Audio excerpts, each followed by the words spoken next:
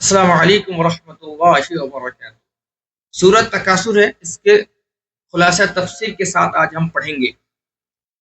حضرت عبداللہ ابن شخیر رضی اللہ تعالی عنہ فرماتے ہیں کہ میں ایک روز رسول اکرم صلی اللہ علیہ وسلم کی خدمت میں حاضر ہوا تو میں نے دیکھا آپ صلی اللہ علیہ وسلم سورۃ تکاثر کی تلاوت فرما رہے تھے، اور آپ فرما رہے تھے آدمی کہتا ہے میرا مال میرا مال، حالانکہ اس میں تیرا تو اتنا ہی مال ہے کہ جو تو نے کھا کر فنا کر دیا، یا پہن کر بوسیدہ کر دیا، یا صدقہ کر کے اپنے آگے کے لیے بھیج دیا، اور اس کے سوا جو کچھ ہے وہ تیرے ہاتھ سے جانے والا ہے تو اس کو لوگوں کے لیے چھوڑنے والا ہے۔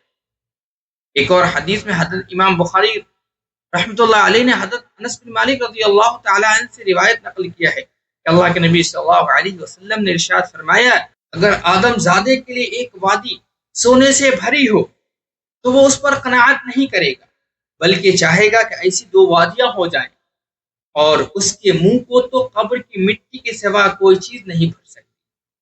اللہ تعالیٰ تو توبہ قبول کرتا ہے اس شخص کی جو اس کی طرف رجوع کرتا ہے۔ اللہ کے نبی صلی اللہ علیہ وسلم سورہ تکاثر کی تلاوت فرما رہے تھے، سورہ تکاثر پڑھ رہے تھے اور فرما رہے تھے کہ انسان کہتا ہے میرا مال میرا مال، اس کا مال کیا ہے؟ جو کھا لیا، جو پی لیا، جو پہن لیا، وہی آپ کا ہے۔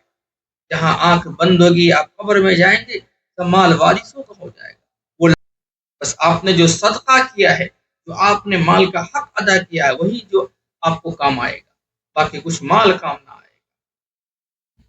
الہاکم التکاثر، دنیاوی سامان پر فخر کرنا تم کو آخرت سے غافل کیے رکھتا ہے۔ حتی زرتم المقابر، یہاں تک کہ تم قبر میں پہنچ جاتے ہو، یعنی مر جاتے ہو۔ کلا سوف تعلمون، ہرگز نہیں، یعنی نہ دنیاوی سامان قابل فخر ہے اور نہ آخرت قابل غفلت ہے۔